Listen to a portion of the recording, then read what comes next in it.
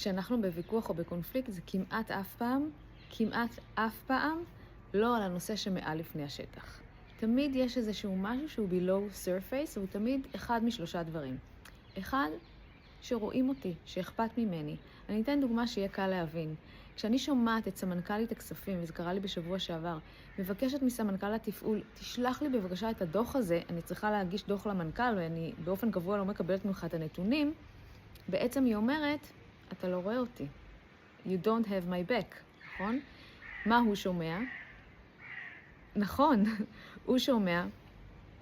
מה פתאום שמישהו יגיד לי איזה נתונים לשלוח ומה לשלוח? אני מחליט איזה נתונים לשלוח ומתי.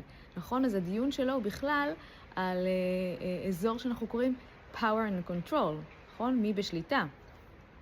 והדבר השלישי, כי אמרנו שיש 3 דברים, זה נוגע בנושא של appreciation. האם אתה בכלל יכול להעריך אותי?